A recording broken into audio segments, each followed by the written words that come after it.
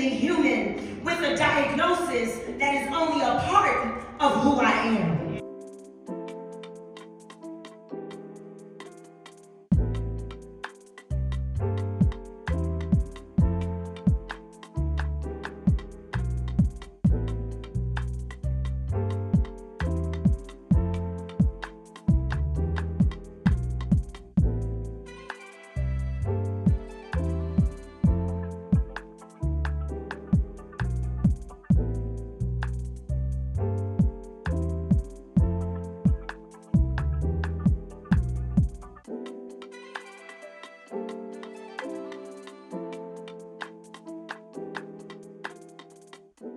It's Tuesdays with Tawana. Let's get it. You ready? Let's go.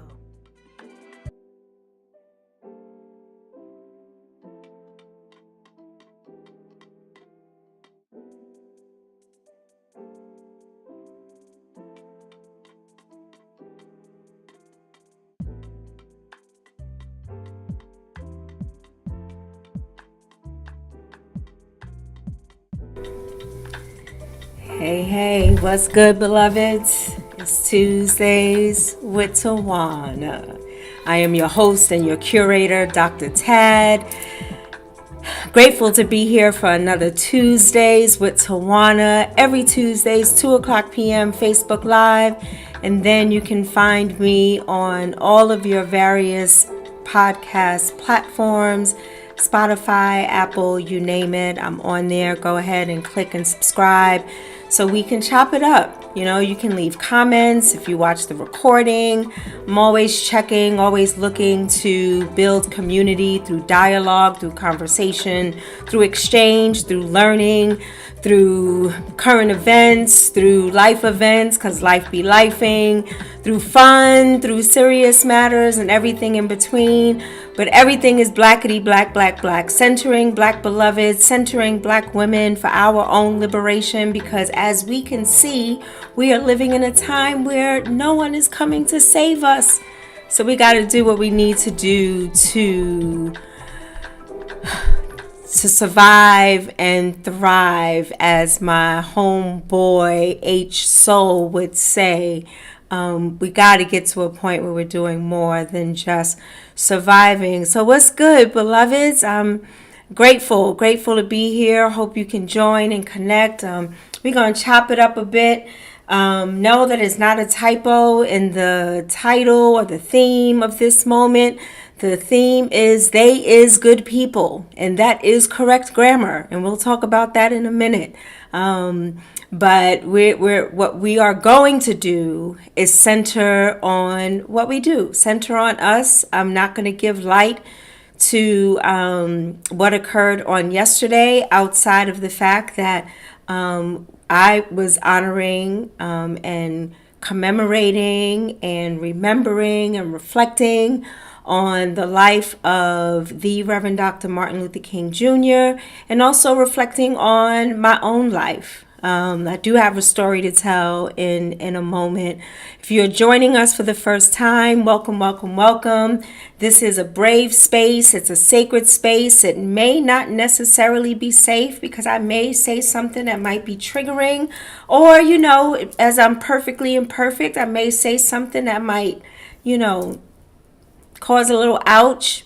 And then we co-create a space for healing, because we don't want anyone to leave this space bruised or broken or feeling any kind of way. So with that, let's get it popping. We only got 30 minutes to make this happen. So just rules of engagement. Let's just chop it up. You can put your comment in the chat. Say, hey, what's up? Let me know you here.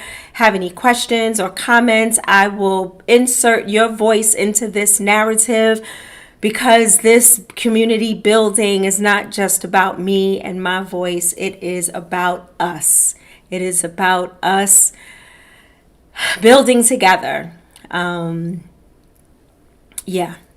It's about community. So, hey, Jules, it's good to see you. Thanks for joining. Thanks for always being so supportive. Jules is my ride or die from day one when I was in Denver doing this work, and has never stopped. And I am so grateful. So yes, I am in a moment of gratitude, as I am every day, but in particular these days, being a bit more intentional about what I am grateful for. Like, I am grateful for this moment that I have the opportunity to share and to impart a different narrative from what we are used to seeing. So I hope that what I do and what I say is going to encourage liberation, is going to encourage our thoughts about and our stance about self-worth and our humanity and divinity,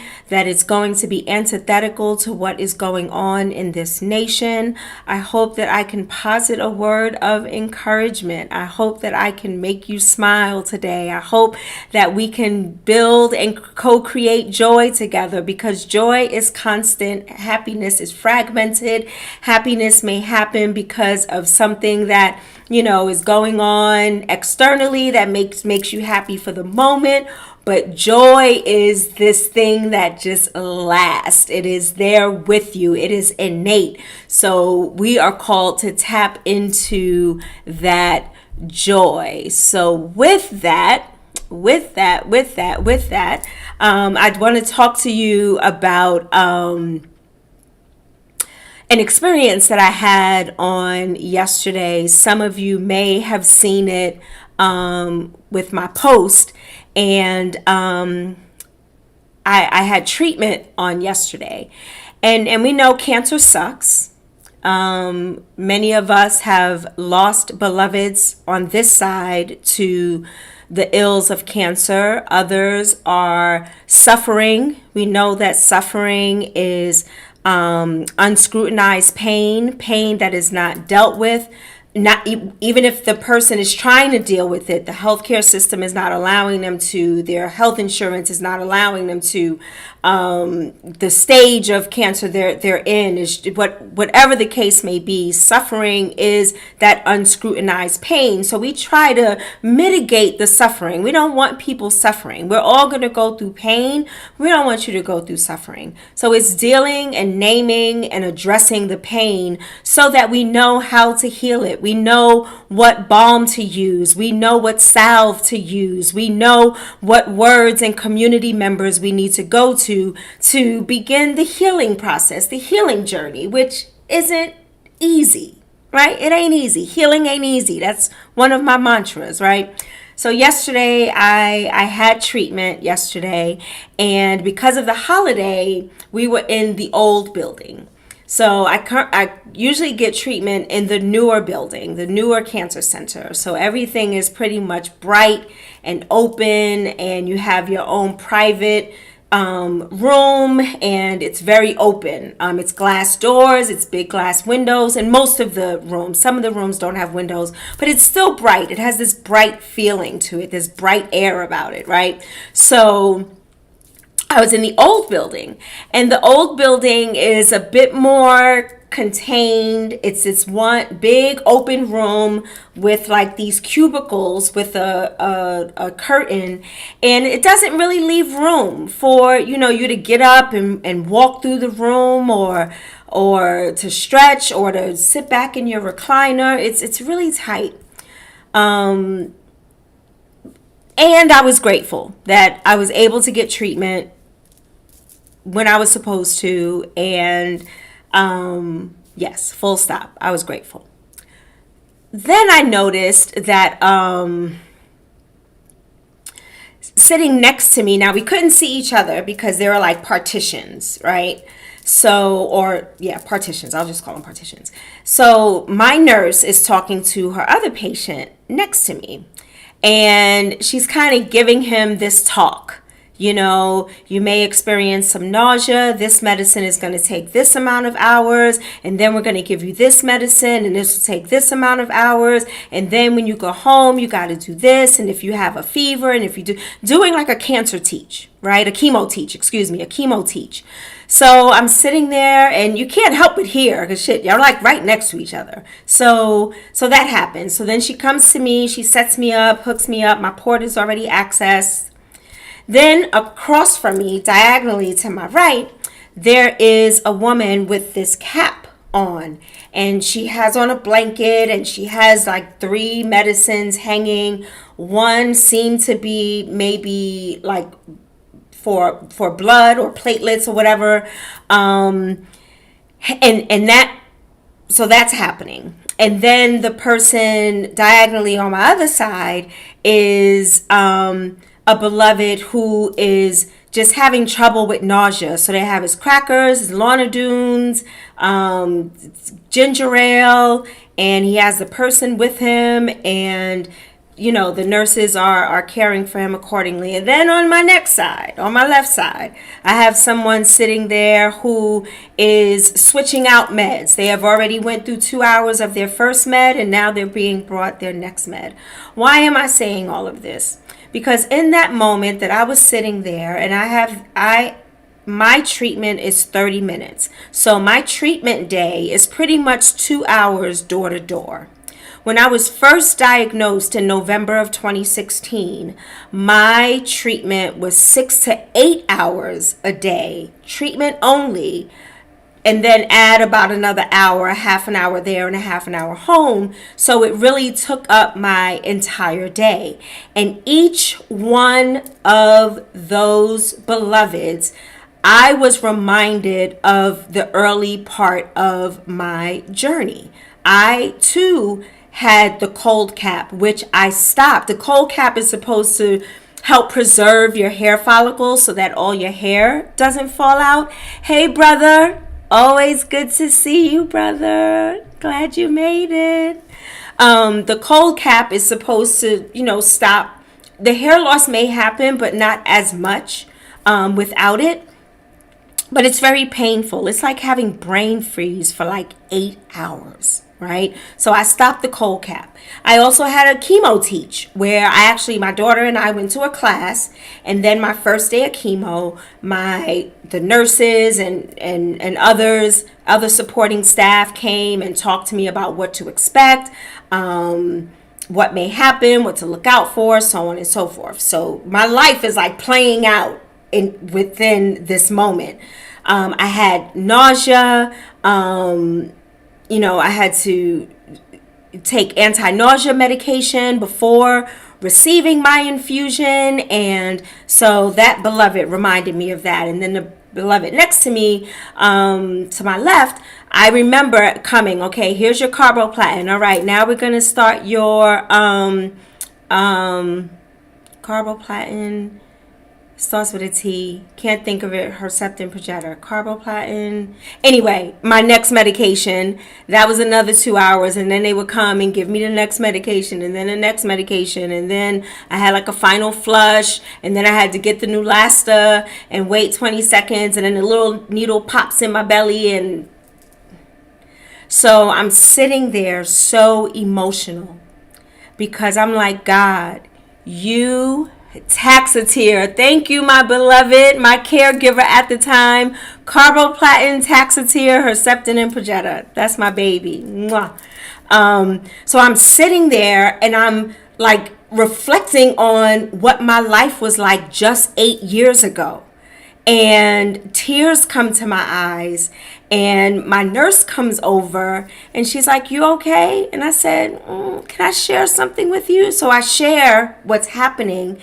And I said, so there was a reason why I am in this building for my first treatment for the new year, to remember, full stop, to how far I have come over these last 8+ years, that I'm still here, that I am surviving and thriving, even amid going to treatment every 3 weeks and physical therapy and seeing a cardiologist and an oncologist and the neurologist and a gastroenterologist and so on and so forth, right? All of these things, and I am grateful. Oh, Darylyn said I jacked up the spelling, but it's something like taxotere. Yeah, that's fine. That's fine. The point is that it's toxic. It's no accident. It's called taxotere. Anyway, it's healing juices. Tawana, reframe that. It's healing juices. It's healing juices. So I told my nurse what I was experiencing, and I said that this is the reason why I am here, just to remember how far I have come. And no matter how bad that moment and those moments were, and my daughter can attest to this because she was my caregiver, sun up, sun down, every appointment, every treatment, sitting there working, my caregiver. So no matter how bad that was, I can look back on that and say that even though in that moment I was like, God, what is how, why, what did I do? Like I've always been healthy, and I just heard, I think it was Pastor Wesley at Alfred Street Baptist Church during our prayer last night. He said, you know how we talk about God is good? Even in the moment of those grueling treatments, God was working it out on my behalf. God is still good in the midst of what I was going through, even though I didn't see it. So that's where our trust and our faith and our hope, the anger at the way things are and the courage that they don't remain that way, where all of those things come into play when we are going through challenging times, and not just the the words of, oh, it's going to be okay. That's probably one of the worst things that you can say to someone that is going through a terminal disease, or someone that is going through a daunting challenge. It gives us, hey, my little buttercup Courtney, good to see you. I see y'all got snow in Houston. Yes, we got snow here in Maryland as well. But in the midst of going through what you're going through, instead of saying and dismissing and kind of like, God is in control, God's got this, sit in this and then trust. Feel all the feels and then hope. Go through and do the work necessary that you need to do to become healthy, mind, body, and soul, because cancer can really fuck with you all, mind, body, and soul, because you don't know if you're going to live, how long you're going to live, fighting for your life every day. And unfortunately, I equate this to what we are experiencing now. Like, I am able to look back and thank God for what we have worked together, the God in me and the God of the universe have co-conspired, right, to bring me to this point, to continue to share my story for someone who may not be so hopeful, who only hear the word cancer as a death sentence, or who have lost loved ones to cancer and is scared that the same thing is going to happen in them. I have learned not to live out of a spirit of fear. It doesn't mean that I don't have fear. It doesn't mean that I don't get scared, but I don't let it overcome me and take over me, my actions, my well-being, my the work that I need to do to make sure I stay with a modicum of sound mind and body. So what we are, the parallel that I'm offering to you as we switch into they is good people, is what we are experiencing now. What we have experienced in the past, or what our foreparents have experienced in the past, we have made it through. I have made it through. You have made it through. Just the mere fact that you are listening to my voice right now, or watching this live or the recording, you have made it. Are things perfect? Absolutely not. Are things 100% going your way? If they are right now, great. They may not, right? Our elders say, just keep on living. and you'll see that life is going to keep throwing challenges at you. Every time we take 10 steps up forward, there's always going to be someone that's going to try to drag us 12, 15 steps back. And that is exactly what is happening right now. So I could not let in that moment all of those memories drag me back to that space, but it did take me back, and I had a Sankofa moment because I was able to take my community, my village, my children, my daughter, and bring that forward with me in this space of healing. This space of healing looks different from what it did in November of 2016. So what I offer to you today is how what we are going through right now, the answer, I hear a lot of people say, oh, but was a good person, or she is a good person. So let me stop for a minute and have a teachable moment. If you don't know this already, let this serve as a reminder. The word they can be used as singular or plural. According to the American Psychological Association, according to other scholars, they did this probably over 10 years ago.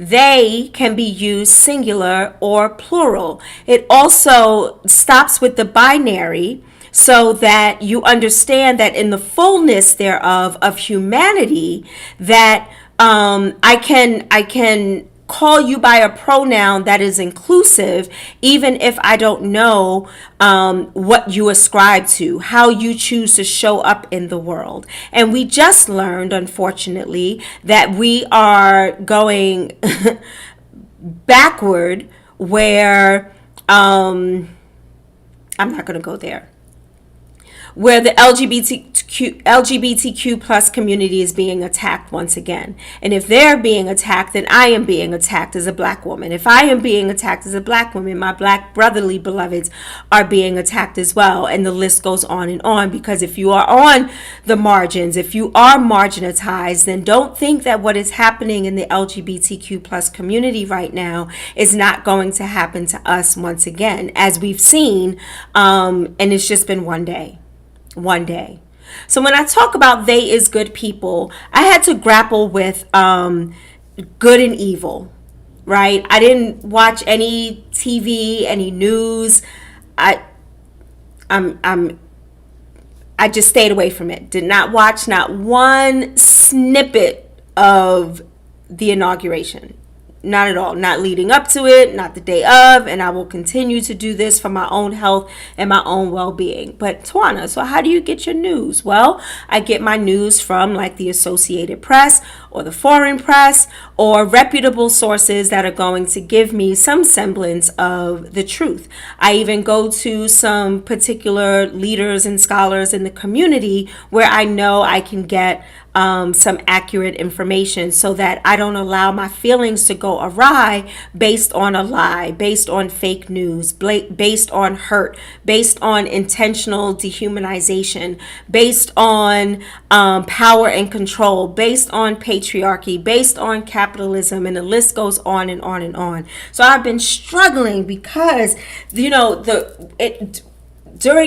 I'm in the middle of a fast, and if anyone has fasted for spiritual reasons, things begin to open up for you, hopefully, and your mind is clear or clearer, and you start to hear and sense things and look at things. And what I've been grappling with is this whole notion of good and evil, right?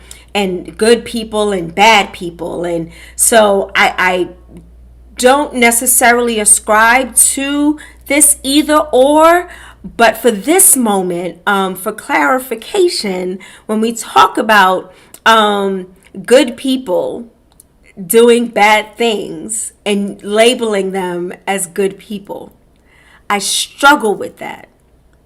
I am struggling because some of the rhetoric is, oh, they mean well, or oh, they're not really going to do that. They're just talking, or they didn't mean to cause harm. They really thought it was for good. And I have to push back because all of us, when God says to love the Lord your God with all your heart, soul, and mind, and love your neighbor as yourself, and then later says love your enemies, or asks who is your neighbor, then I am struggling with loving those who are intentionally causing harm to me and my beloveds. And when the pushback is, oh, don't worry about it, they're not really that bad, they're good people. Maya Angelou said, when someone shows you who they are the first time, believe them. And if you see and agree and are on the side of the oppressor in any way, shape, or form, I don't care if you are an entertainer, I don't care if you are a politician, if you are a citizen, just voting, and you are on that side, I am going to question your morals. I am going to and question out of curiosity, not judgment, but curiosity, because I want to push back for a minute. Think about when Chrisette Michele performed at the inauguration, and we were so quick to cancel this black woman. And this morning in my reflection, I said, you know what? I don't know what her political beliefs are, and I don't know what this beloved is going through. I don't know if she needed that money to put food on her table, and we know all money ain't good money. I get it. Anyway, I don't know what I would have done in that situation. Where I am right now, I know that I didn't watch the inauguration. I'm not supporting him. I'm not clapping it up for him. I'm sticking to my word, my ground, my guns. I don't support him at all. Full stop. So I don't know what Chrisette Michele was going through. And yes, I was one of those people that was like, cancel, Bantler, that's it. You're going to perform for someone that is harming me? Literally harming me. Like, I don't know if I'm going to have insurance. I don't know if I'm going to be able to afford insurance. Am I still going to have my home? Am I still going to be able to have the freedoms of walking down the street as a black woman? Am I going to have the freedoms of having a job as a black woman? So I digressed. So Chrisette Michele, I don't know what you needed, and maybe you just wanted to. Maybe the money was right. Maybe you wanted to support him. You are well within your right to do so. Well within your right. But fast forward to this time, right? When we had black beloved brothers who, some of them were so adamant about other people performing for the new president and called them all types of names, shucking and jiving, and they sellouts and use all these explicit words, and then next thing you know, homeboy is performing at the ball for $250,000. You sold your soul for $250,000. Now again, yes, I'm going to handle this a little differently than Chrisette Michele, because first of all, I'm a black woman, and everyone is so quick to throw a black woman away and not support a black woman. We saw it in the election. We saw it with Stacey Abrams. We saw it with Angela Also Brooks and other people. We saw it when Justice Ketanji Brown Jackson was up for a seat on the Supreme Court. Thank goodness she got it. So I'm going to ride or die for our black women. And I'm going to ride or die for our black women because of shit like this. because of what just happened, people are like, oh, well, they're just entertainers, and not this time. See, white people can say that. Black people can't. Because once we send that message out there, like, why didn't he call Waka Flocka, who was always riding for him from the beginning? Why didn't he call these other entertainers that were rocking with him from the beginning? So now it just sends the wrong message, because whether you want to or not, you are an influencer. You are someone that people pay attention to, young and not so young. You are someone that we watched go from 187 on an undercover cop to sitting with Martha Stewart and the Olympics and The Voice. And you rebranding yourself and doing all these things. And we were like, all right, Unc, do your thing. And then you turn around and do this?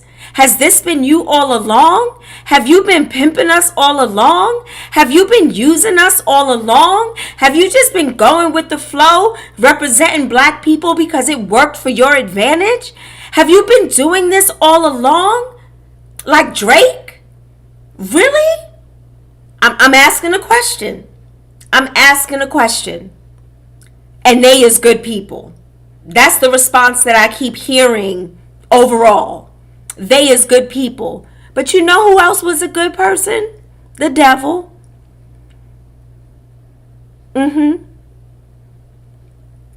What happened with the devil? The devil was an angel. We ain't gonna have Bible class right now because we don't have time. We got to wrap this up. But the devil was a good person until he was not. And how do we define good people? Through your work, through your actions, through your words, through your countenance, through how you treat people, what you say about people, how you call out people, how you speak truth to power, how you speak against powers and principalities, how you show up for another black beloved, how you show up for our immigrant beloveds, how you show up for our houseless beloveds. Are you going to donate that $250,000 to LA? Have you given any money to LA? And you from LA? Really? But they is good people. Remember, it's singular or plural. So they is correct grammar. Just to remind folk in case you just tuning in. They is good people. Good people. We are all born good and perfectly imperfect. Two things can exist at the same time. We are born with a purpose. We are born with divine prowess. We are born with a call and a plan. We were chosen. We were chosen for such a time as this. And then we have choices. Because that's the beauty of God. God, in God's infinite wisdom, said, you know what? I don't want puppets. Number 47. I want people that are going to make choices. And then I'm going to be here. I'm going to be here when their choices go awry. I'm going to be here with my grace, my mercy, forgiveness, guidance, covering, provision, restoration, healing. I'm going to be there, and I'm still going to love you with unconditional positive regard. But you got to come get it. You got to make yourself available for it. That's why in the Christian tradition, you confess and you give your life to Christ, because Christ doesn't just invade your life. So in order to be that good person, not perfect, not without flaws, not without mistakes and mishaps, but a good person is how you show up in the world and how you treat others. So when we talk about they as good people, let us be very careful about how we just use that blanket statement.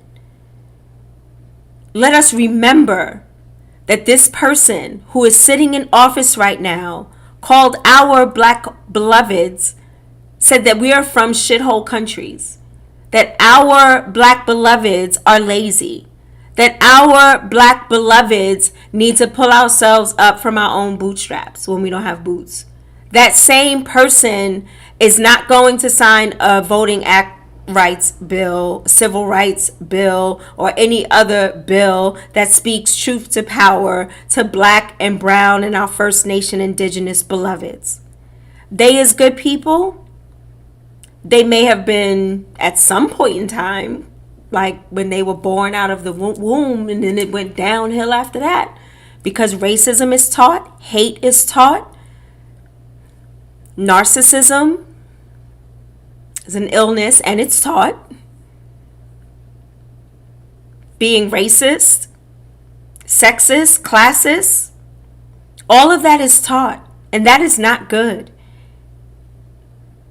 Good is when you see another person and you honor their humanity, like the late Bishop Desmond Tutu said, "My humanity is inextricably bound to yours.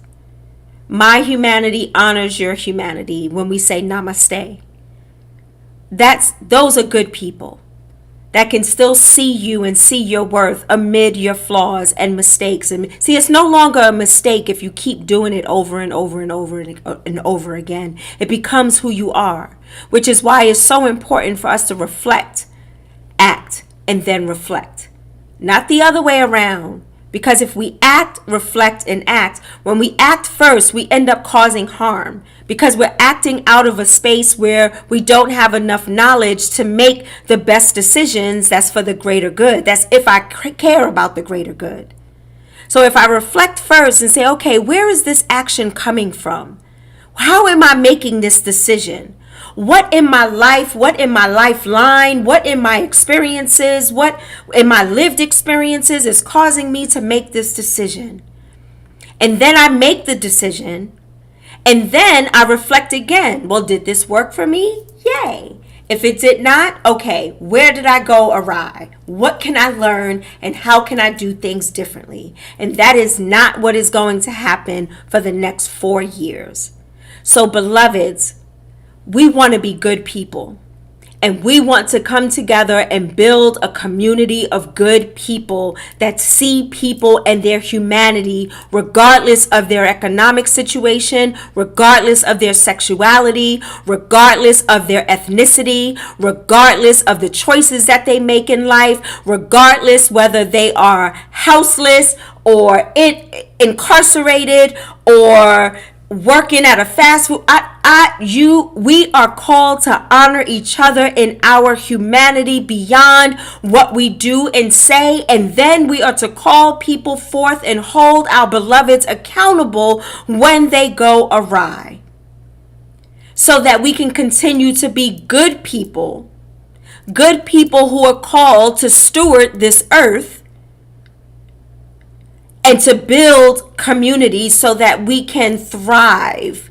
We can have longevity, because at the rate we're going right now, we are not going to be able to survive when we are now removing ourselves from the World Health Organization, when we are stopping any type of plans to thwart climate change, when we are stating that there will only be 2 genders in this country, men and women. And this is nothing new. This is happening in other countries. We know that, but not here.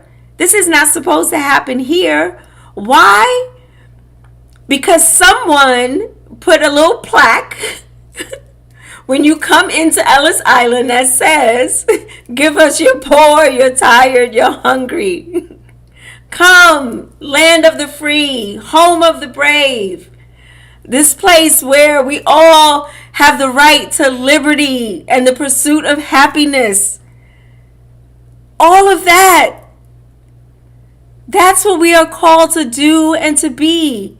We are called to be the head and not the tail. We are called to be more than conquerors. We are called to be divine because we are made in the image and likeness of God. When we talk about being good people, it is about rooted in God, rooted in love, rooted in faith, rooted in joy, rooted in community, rooted in lifting as we climb.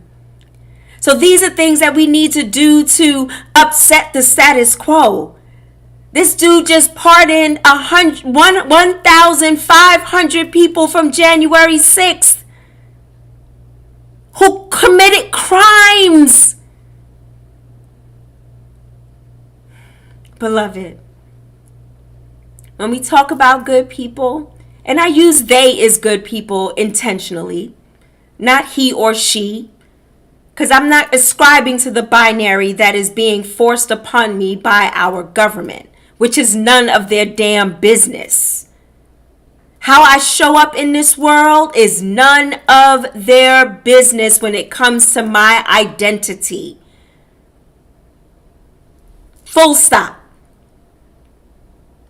So we are called in our goodness to speak truth to power, to be able to go against what is the status quo that is causing harm.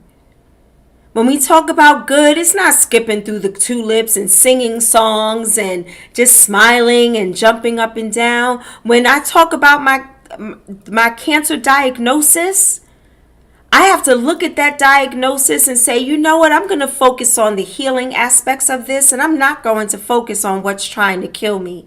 So I'm not going to focus on what's trying to kill me right now. I am going to focus on the good people that are on this podcast right now and beyond.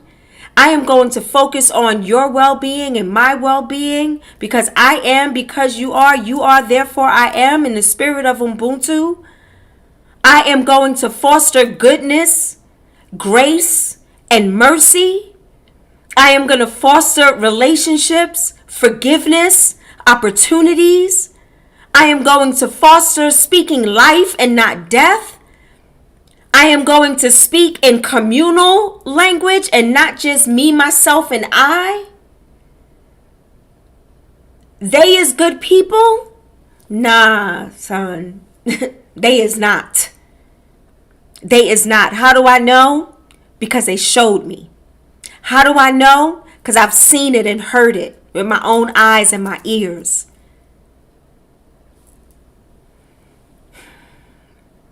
I'll leave you with this. I was on a radio show the other day, and I'll share the recording on social media. And I said, I grew up in Wagner Projects, and I shout that out and big that up every time. Every opportunity I get, I bring it up. Born and raised in Harlem, born and raised in Wagner Projects. And just like in scriptures, they beg the question, what good can come out of Nazareth? What good can come out of Wagner Projects? It's a lot of good that came out of Nazareth. It's a lot of good that came out of Wagner Projects, and it's a lot of good that is about to come out of this heinous situation that we find ourselves in.